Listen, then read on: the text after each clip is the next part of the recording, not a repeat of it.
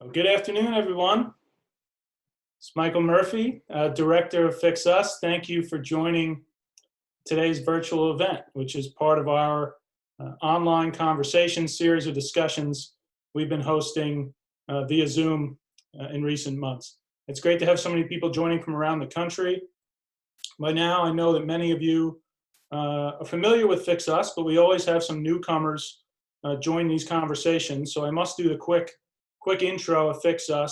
FixUS is a project we launched earlier this year that's building a nationwide community of folks who share a common concern about the polarization and divisions in our country that are inhibiting us from dealing effectively with a range of public policy challenges. The effort is undertaking research, events, engagement, intended to better understand and draw attention to the causes of our current state of affairs, as well as engaging in a process with our community over the months ahead, where we intend to crowdsource the best ideas that our community learns about and develops it into an agenda that can help advance and address some of these problems facing our country. I encourage those of you that are interested in learning more about the FixUS efforts to go and check it out and sign up at fixusnow.org. Now, it's with that background I'm very excited about today's event. When it comes to the need to bring our country together and ideas on how to do so, the concept of encouraging service is often talked about as a way of creating shared experiences of tackling common challenges, which can help inspire a culture of serving fellow Americans, which can be a piece of an agenda that helps bridge our divides. And thus why I'm thrilled to have three experts and practitioners on this topic with us today, so our community can learn more about this important topic. I'll introduce our panelists and get right into this in a minute. But to be clear, our intent with these conversations is always to involve participants as much as possible in the conversation. So I please encourage you to use the Q&A feature at the bottom of your screen to type in questions for our panel. You can start doing that now and at any time during the panel. And we'll try and get to as many of them as we can. My staff member, Ben, is helping me monitor those as well.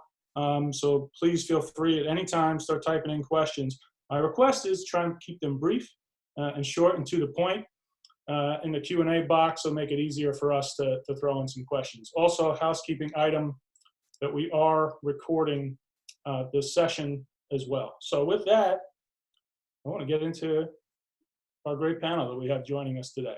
So what I'm going to do to start us off here, though, is I have some of their background. We'll read their brief backgrounds of folks so people know who is on our panel, and then we'll get right into it here.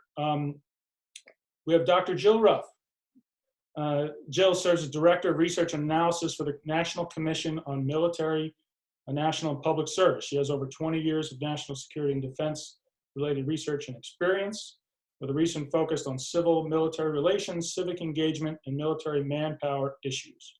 She joined the Navy in 1996, served over 7 years, active duty surface warfare officer, as well as in support of Operation Enduring Freedom in Afghanistan, 2012 to 2013.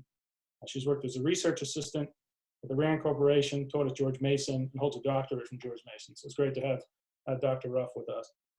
Kimberly Mitchell is a Senior Vice President for Military, Veteran, and Government Affairs at National University, where she works to advance the university's initiatives that support educational opportunities for veterans, members of the military families, and Gold Star families.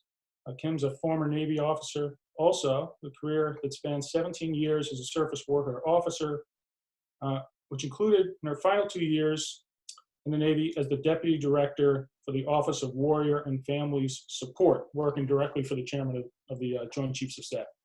She also recently served as the President and CEO of Veterans Village in San Diego, a nationally recognized leader in serving homeless military veterans. Great to have Kim with us as well. And then finally, Jesse Colvin, who is the CEO of Service Year Alliance, a nonprofit aimed at expanding public service opportunities for young Americans, a recognized leader and also a military veteran who ran to serve as the representative from Maryland's 1st Congressional District in 2018.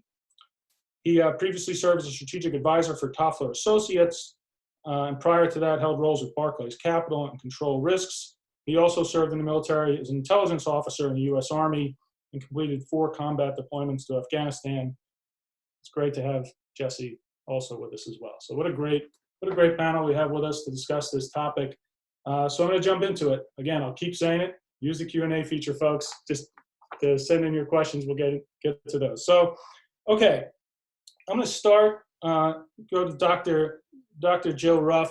I think before I do, might be helpful for everyone. I'll set it out here to define a little bit what we're talking about when we say service. It sounds simple, but put a little definition on it. And I think to do that, I'll steal a little bit from the Commission's work and report, Jill, in terms of the definition that you all laid out in your commission: a personal commitment of time, energy, and talent to a mission that contributes to the public good by protecting the nation and its citizens, strengthening communities, or promoting the general social welfare.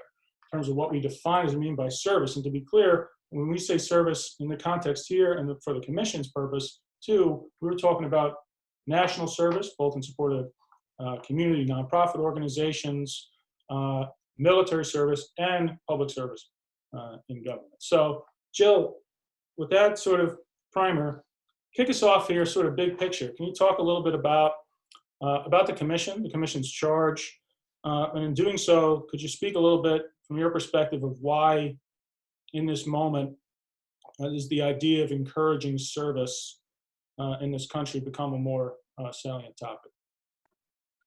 Thank you. And before I get started, I just wanted to thank you for having me here. And it's great to be alongside Kim and Jesse. Really appreciate the opportunity to talk more about the Commission's work and what we're trying to do, which aligns very nicely with FixUS. So for those who don't know, the National Commission on Military, National, and Public Service, Congress created this commission, established it 3 years ago, and charged the Commission with the first ever comprehensive and holistic review of all forms of service. So as you had mentioned, this is military, national, and public service to your communities and to your nation. And as we launched into this effort, one of the first things that we had to do was really define what we're talking about. Thank you for reading the report and for quoting our definition of service. Commissioners worked very hard on that. It is two things. One, I think the individual aspect is important. So it's the commitment of time, energy, and talent, right? But it's also the broader notion of service above self, right? So the contribution to the public good is what we're looking for out of service. It is not something that you're doing necessarily for yourself. It is different from employment. We are trying to encourage folks to give back and to serve their communities and their nation. So the first thing that the Commission did was do a listening tour around the country. As we were doing this holistic review of all forms of service, we had to get out there and see what people thought today, what Americans think of service and what it means to them.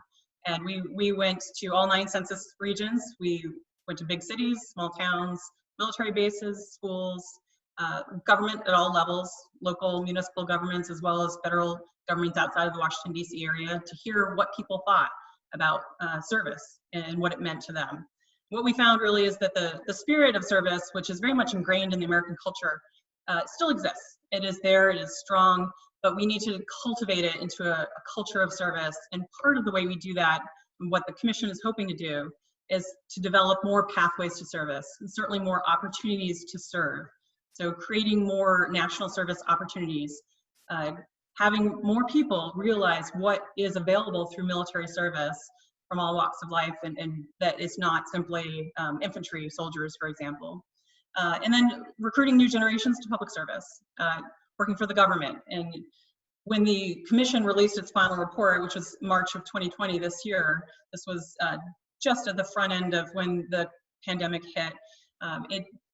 It was publicized in some degree, and many people asked us, well, is it unfortunate that you released the final report and the legislative provisions in the midst of pandemic?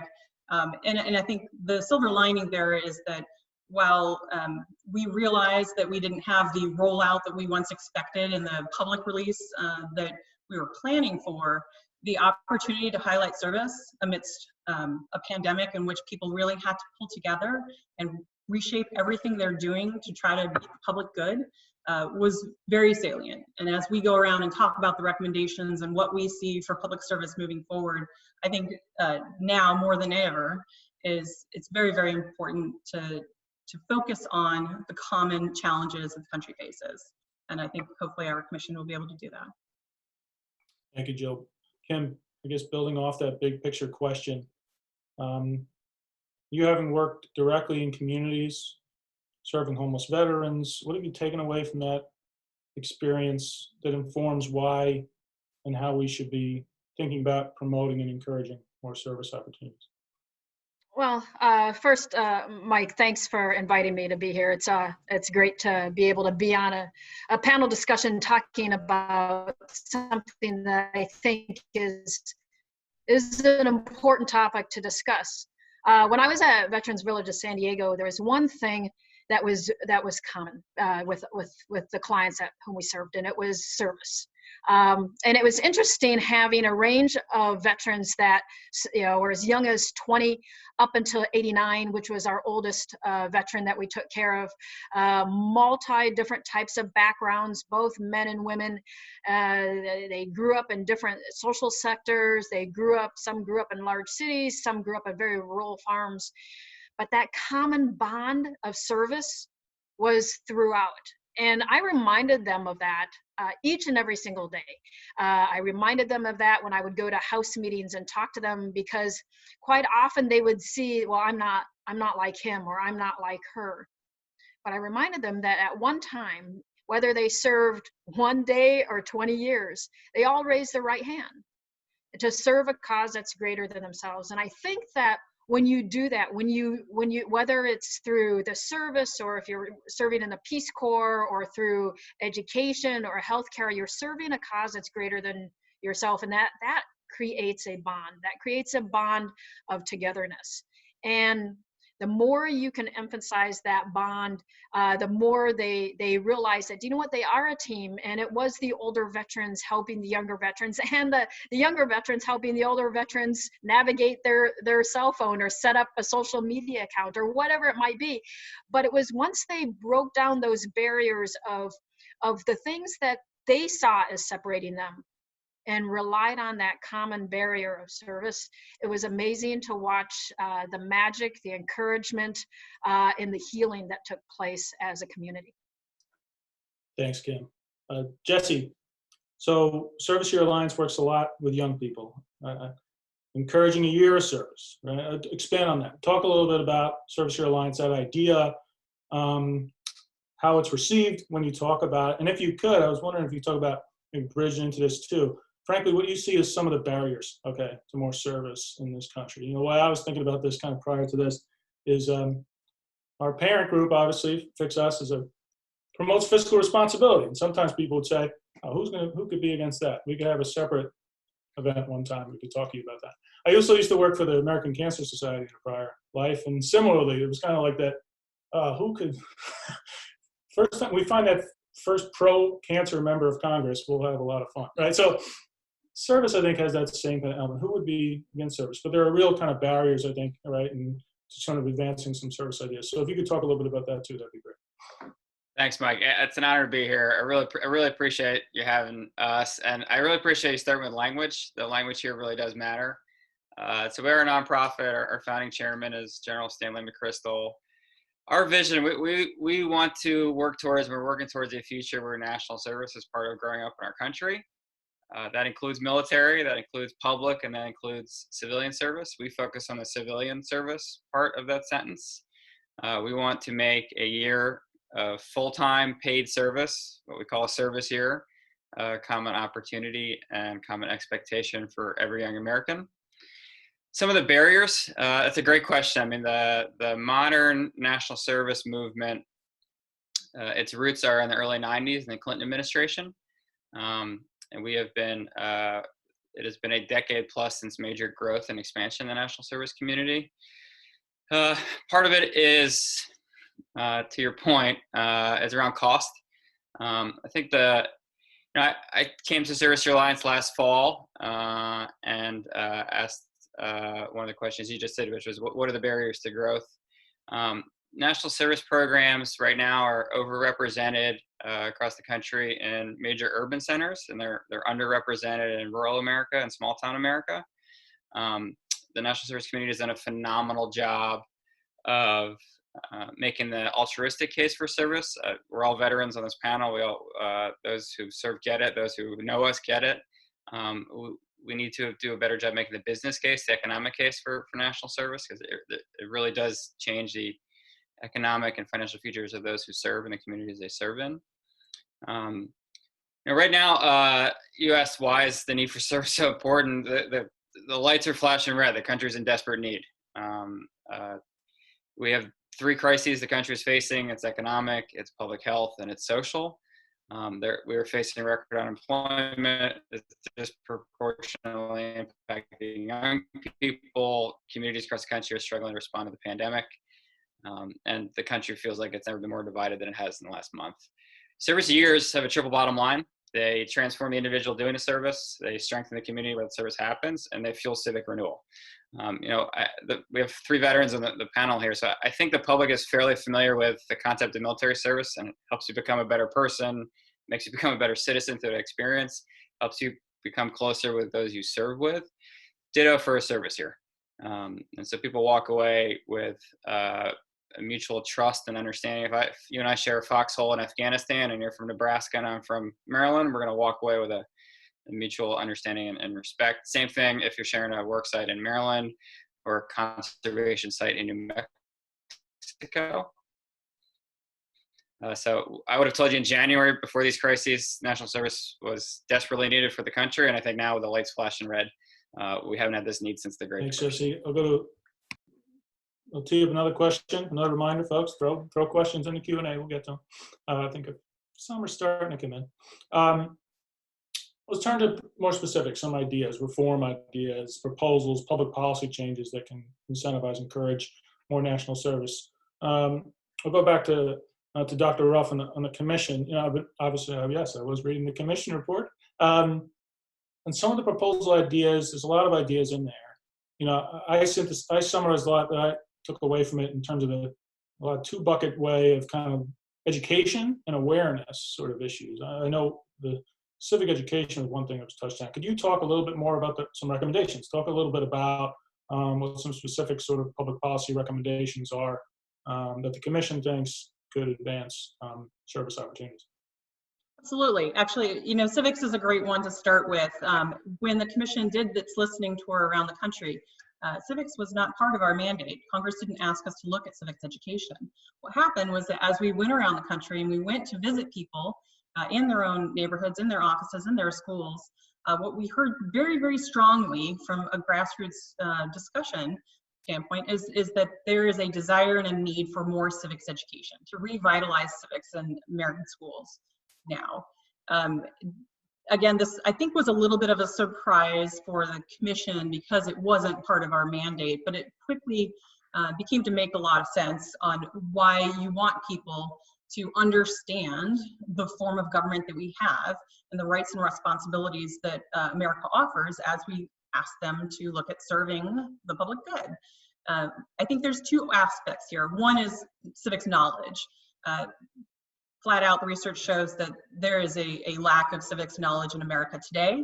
And that is just from a basic standpoint, 22% of American adults can name any of the 3 branches of government. That is an abysmal statistic. We need to do better. The second aspect there is that civics is not just about knowledge. It's not about taking a knowledge test, although that will help. It is about civic dispositions, right? So to be able to engage people on how to have conversations, how to listen to the other party, truly listen. And when you talked about polarization earlier, what we're trying to teach from a very early age is that it's okay to disagree with people. It's okay to have conversations as long as you're both working towards the common solution.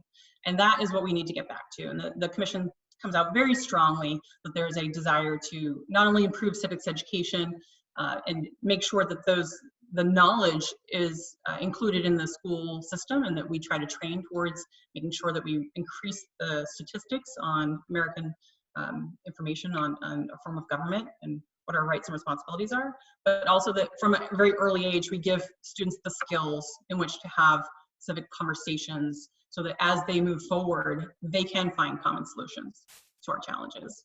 So I think that's a wonderful place to start, and sort of foundational to what we see as a brighter future. Great. Kim, you want to get onto that? What do you think?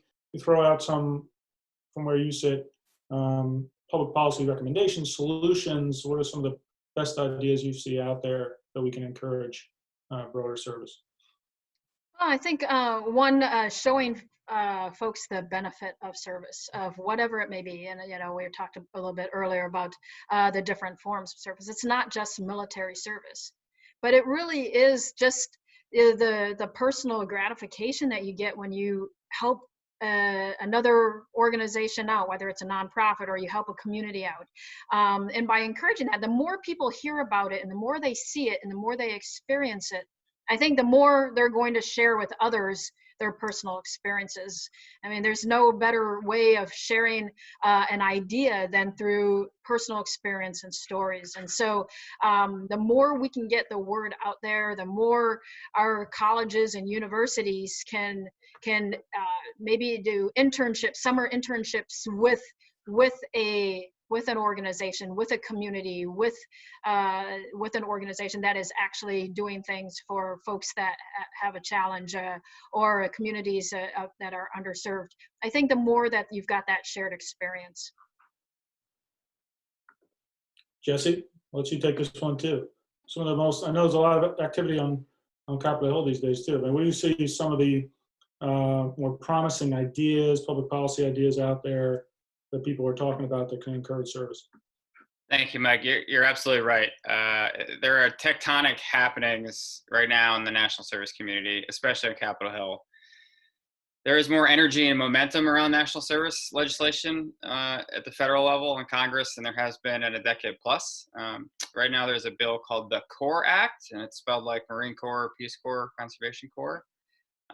It calls for 600,000 new service year opportunities. Right now, there are about 75,000 service years in the country.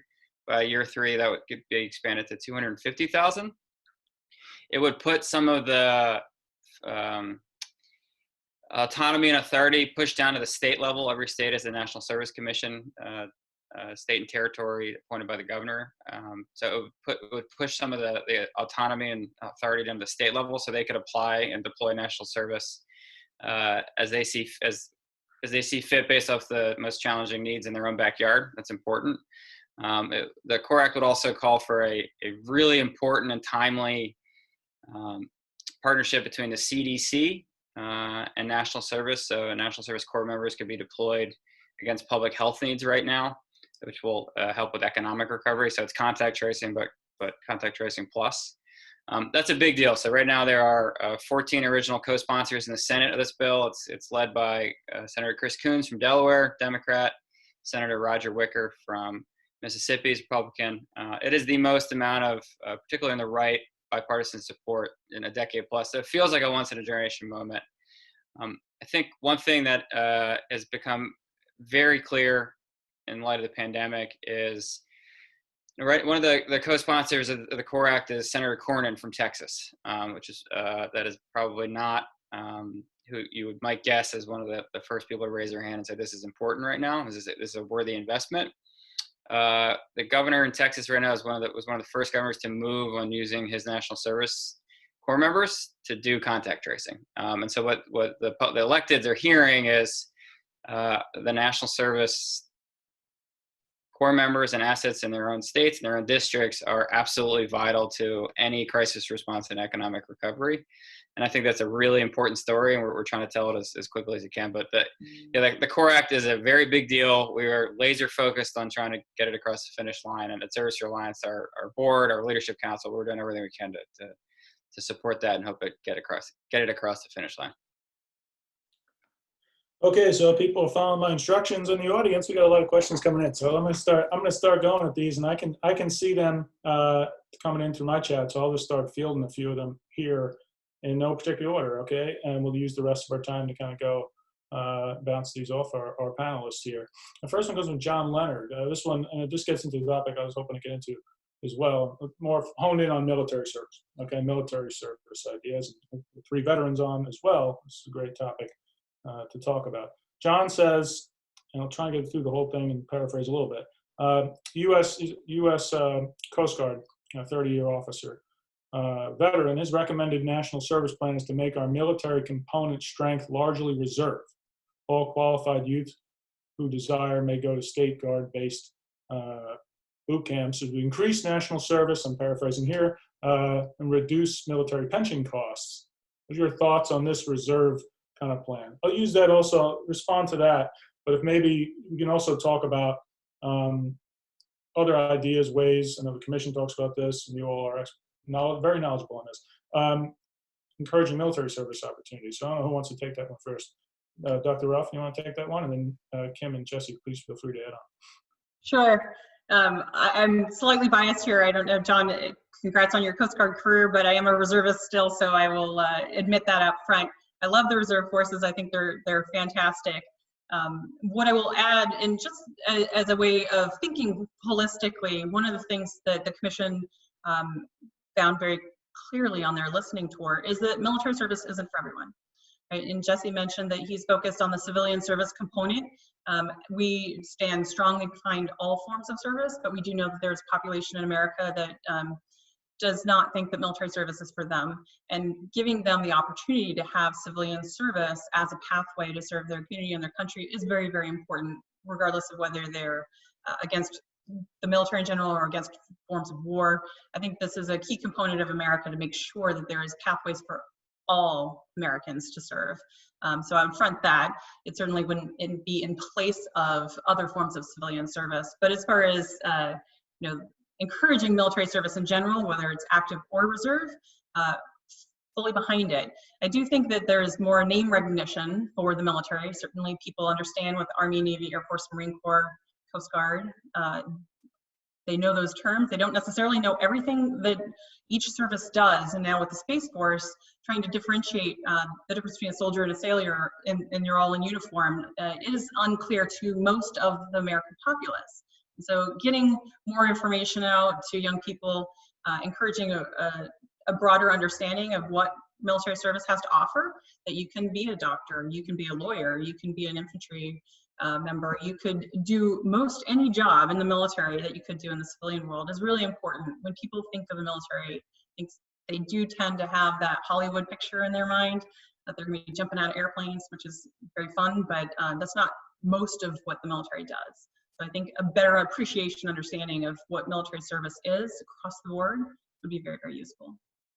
Kim and Jesse, I'll let you guys respond on this one too for a minute. Kim, thoughts on this?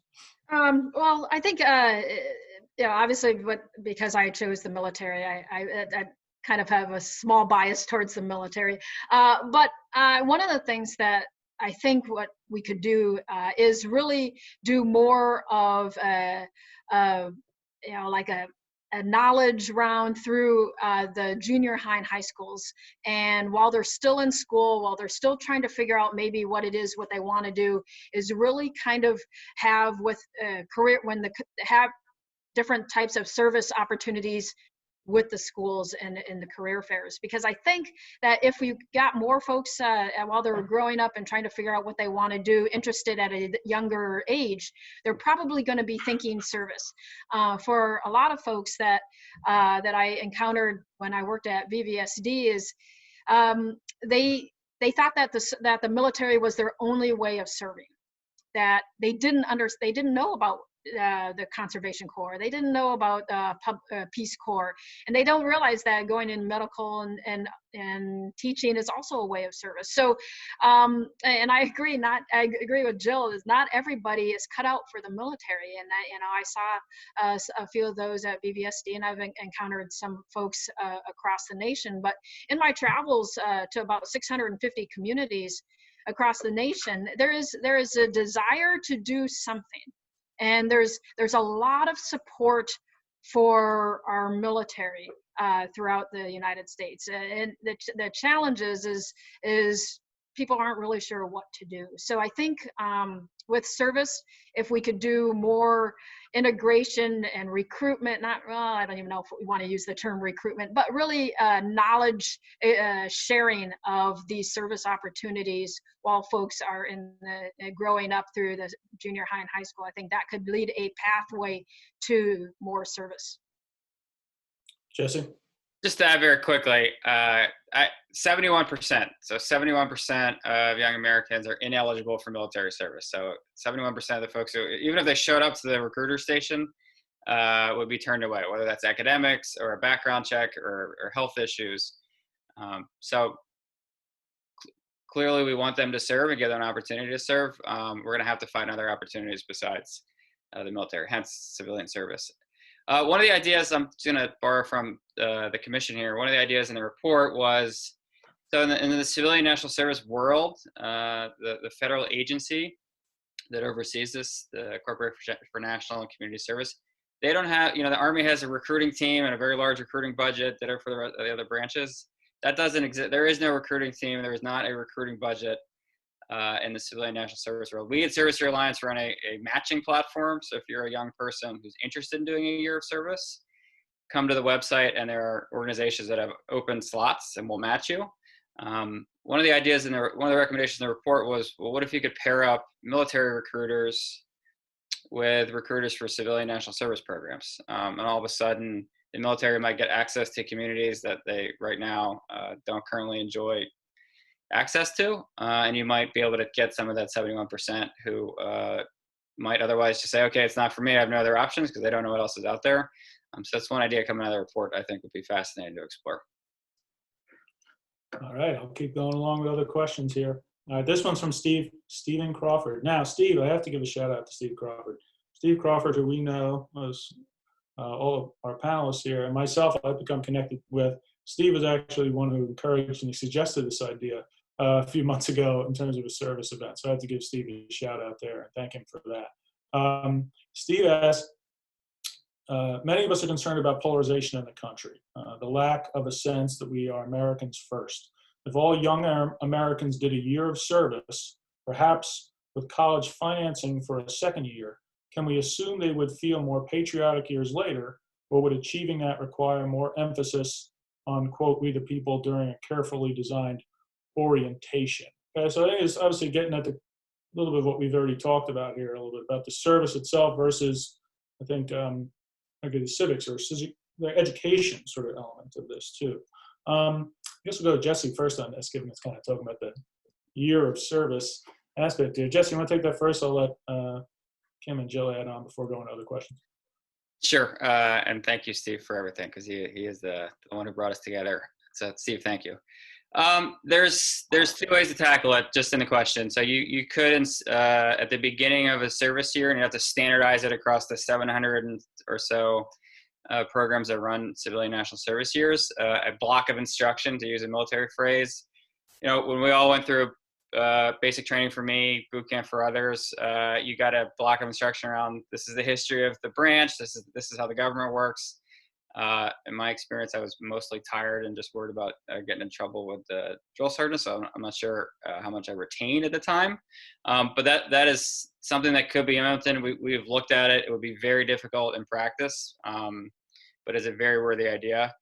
The other thing you can do, we can prove that, I think at this point, the public trust that military veterans are just more engaged citizens, depending on and there's different ways you can test citizenry and engagement as a citizen.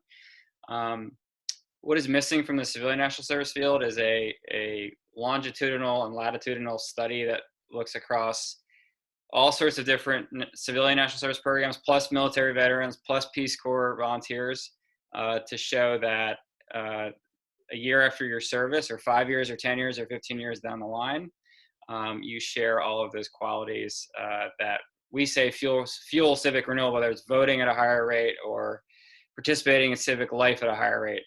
That is for us, something that I think is needed for the field. And I'll stop there. But again, thank you, Steve.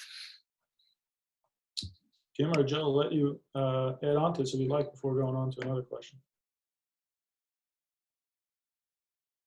If not, we can keep going because we've got a lot. Well, we have let me just add one quick note, because it was one of our early foundational questions. And thanks, Steve, again, for floating this. We heard this discussion very early, and it's really tied to mandatory national service. The question of encouraging a year versus requiring a year is foundational to how you think about service in the country. This was a large focus of our early work, and as the commission went across the country, a few things became clear. As Kim reiterated, people want to serve. I mean, they want to serve. They want to do something that is important to them, that has an impact. They just don't want to be told to do it.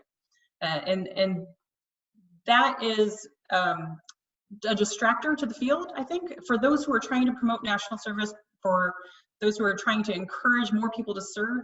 I think the notion of mandatory national service comes along with a lot of baggage automatically. It's how much does it cost, how you do it, how do you ensure that everyone has equal opportunity to serve in the way that we want them to serve, et cetera. And for some people, they want to serve their community, not necessarily their country in the same way. So, you know, the panel here, Jesse, Kim, and I, we joined the military, left home, went far afield from where we, began. Many people want to serve in their backyard. They want to serve the people that are, their friends and family that are helping raise them, that are trying to improve their local community. And we want to be able to have that opportunity. And so I think the more we looked into mandatory national service with all that comes with it from an implementation standpoint, the more the commissions were backed away and really tried to do as much as possible to encourage a culture of service. And that goes beyond just, here's a new program where you could have more opportunities, but to actually create a culture in which it's expected that you serve. And that just as we as veterans say, well, where did you serve? What was your first tour? Every American will be eager and inspired to serve and say, how did you serve? Was it military service, national service? Did you work for the government? Encouraging that as opposed to requiring a year of service is the tonal change that we're going for. That's what we're looking for. We want inspiration. And I think I'll the move only on to thing the next question, Quinn. Yeah, go ahead. Well, I was just, I didn't have too much to add other than from what Jesse and Jill had already said, but one of the things that might be an idea is really, working with the colleges and universities, working with employers so that, as folks get ready to graduate, maybe there's an opportunity to take 6 months or a year prior to having that guaranteed pathway to employment to be able to serve. So I think it does take a lot more than one industry to have this discussion. It takes everybody coming together to have this discussion to figure out what we can do together to encourage the service. I'll combine two at once since we're running low on time. We got many questions that folks were asking. Jeff Peterson asks, are there schools that are examples of where service is part of the curriculum or extracurricular activities? Paul, separate question, asks, would another Universal National Service Act need to be introduced, or would it be more through colleges and communities? Some overlap there in the question.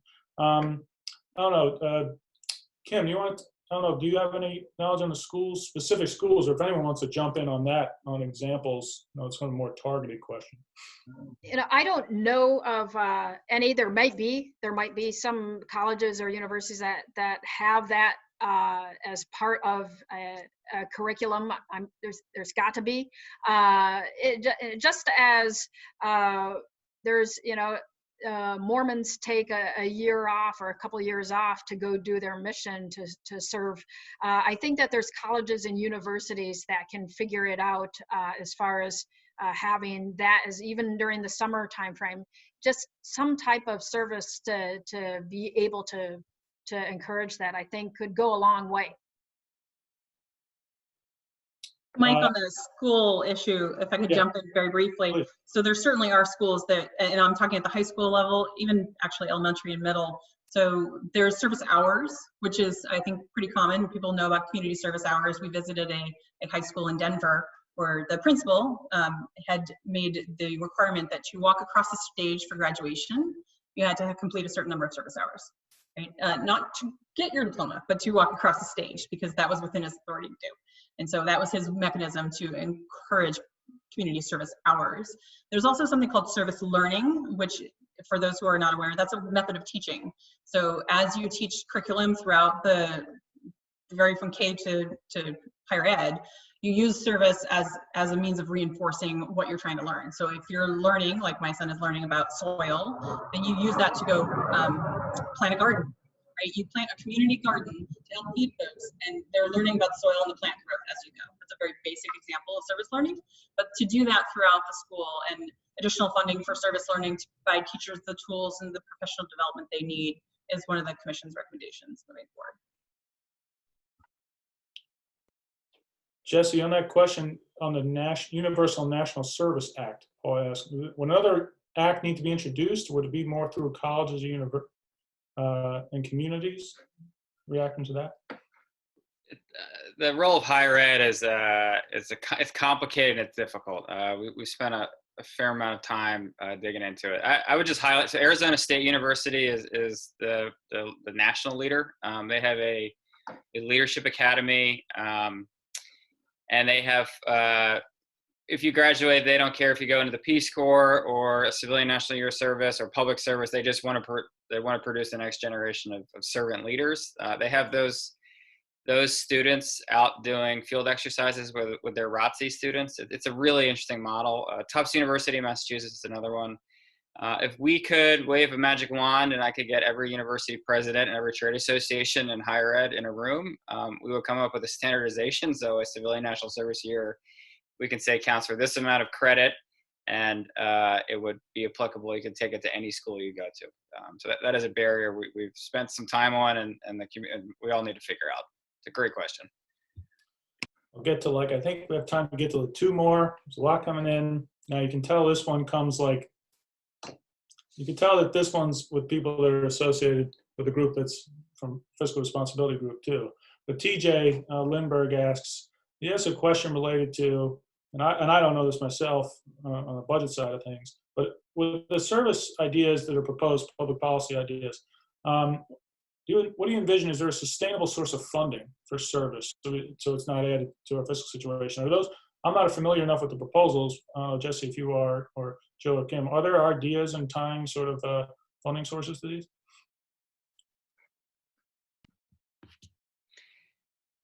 I'll start. Service years are not cheap, and we shouldn't pretend like they're cheap. They're going to cost anywhere between $22,000 and $30,000. I would encourage anyone to think about it as an investment. Right now, the federal agency, which oversees civilian service, its appropriation is about $1 billion a year. That's matched by private dollars or state and local dollars, or from philanthropic sources, every dollar for dollar. So if a program is running an AmeriCorps program, for example, if it gets $1 from the federal government, that is matched. We have studied this, and for every $1 invested by the federal government, about $4 comes back in terms of benefits. One of our partner organizations just did a massive study to update that, to make the economic case. I think the national service community needs to make the economic case. Right now, the federal government investing in national service is going to be far less expensive than unemployment insurance, and you get so many more benefits because the alumni who go through this in the long run end up earning more. They pay more in taxes. They spend less time in the healthcare system. It's an investment that pays off in the long run, and I think the national service community just needs to do a better job of making the economic case. So, Jill, I know you studied this too, so maybe I missed something. Jill. Yeah, no, I think, Jesse, I'm happy to have you have covered completely on the national service side. I do want to actually plug the military and public service side, because when we talk about service, and particularly when we talk about funding, a lot of attention does go directly to national service and what it costs and what the return on investment is, which if you didn't reiterate, studies show it's about $3 that you get back for every $1 that you invest in national service programming. But for military service, those authorizations are set by Congress. Encouraging military service is something that doesn't necessarily have to cost anything. It could be as simple as getting recruiters into the right places to encourage service in a different way. And for public service, just recruiting a new generation to work for the federal government is huge. 6% of the federal workforce is under the age of 30, just 6%. We need new people to say, I want to work for the government. And that is not going to cost anything in particular. What a large portion of the Commission's report talks about reforming the hiring processes. So fix that for everyone who's trying to look for a job, instead of trying to get through USA Jobs with their 12-page resumes and their questionnaires. Streamline that whole process and make it better for everyone. That's an investment in our hiring mechanism, not a cost that is per applicant, so to speak. So I would encourage, when we think about service and what it costs, think about all forms of service. Okay, we are running over on time, and so many questions that we not going to be able to get to, but I'll get one more, and I'll use this as, I'll ask this question, and then each of you feel free to respond, and then feel free any kind of closing thoughts you want to share here in terms of advancing these causes. So the question from David Owens is, how can we do a better job of recognizing, honoring service heroes at the national, state, and local levels, than doing a better job of encouraging Americans of all ages to step forward in community national service? I think the question here is raising up, right, examples of this. So Kim, I'll let you go, and Jill and Jesse, you can close us out here. But Kim, thoughts on that, and then the other closing thoughts? I think as far as opportunities to encourage and highlight the heroes of service, or one, I mean, there's no better way than really showcasing their story and their personal why on social media, news, newspaper, interviews. I mean, and because everybody, especially nowadays, is glued to something feeding them some sort of information. And so by sharing their stories and their personal why, I mean, everyone's heard of Simon Sinek. I mean, Simon Sinek always says, people don't buy what you do, they buy why you do it. So if people can share their story and their why, and that is elevated to the media and the social news networks, I think that's a great thing. And I guess last comment that I would have is, it's the diversity of thought and diversity of background that binds us together when we have shared experiences. So I encourage people to do some sort of public service sometime during the course of their life. Thanks, Kim. Jill? Thanks for the question, David. I have so many thoughts that I don't have time for today. I do agree with Kim. Just sharing the whys is half the battle. And it's again, I'll reiterate something I said at the beginning. It's a two-pronged why, right? So why did you serve personally? What drew you to service? And then what did you give, right? People are still very, very interested in giving back. They want to serve. And while everyone loves to bash millennials or Gen Z, they have a huge propensity for giving back, and they want inspiration. So why is it that you took the step into service, and what did you do for the common good, right? And what was your contribution? I think if we focus on that, you will find such a large response, of overwhelmingly positive response from the people that we're trying to reach. And those who have served usually continue to serve throughout their lifetime. So again, sharing the story, absolutely wonderful. Using all of the mechanisms from all forms of government, private sector, academia, to tell people this is something we value and this is what we want to create our culture around is part of that. And again, so many detailed examples I could offer, but thank you for the question. And I would just encourage everyone to continue to tackle those common challenges. Thanks, Jill. Jesse, we'll let you wrap up here. Sure, I'll try to be inspirational here. It's a great question. General McChrystal likes to say you don't need to wear a uniform to serve the country. I mean, if you work for a company that has preference for hiring military veterans, consider civilian alums, giving them similar treatment. If you give money charitably, consider giving to a local civilian service program that's probably doing great work in your own backyard. If you have young people in your life who you think would be well served,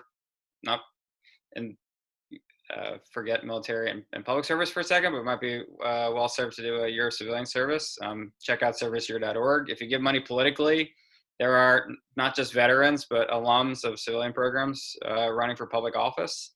I think as veterans, we actually have a responsibility here. For better or for worse, we're lionized. right now. There's a lot of good with that and a lot of bad with that.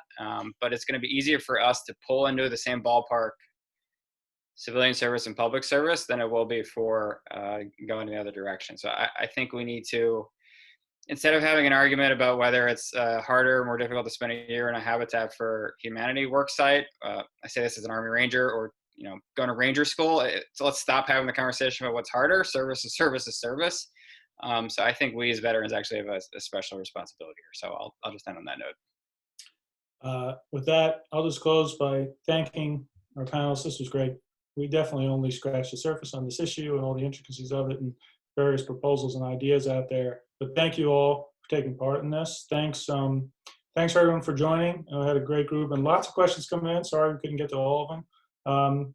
But thank you all for joining us. For those, again, I said at the beginning, that aren't signed up or part of our FixUS network, we'll engage and send you information on how you can do so, but also encourage anyone to share with anyone that might be interested, fixusnow.org, to sign up to take part in more events and conversations like this. So with that, thank you everybody, and I hope everyone has a great day. Take care.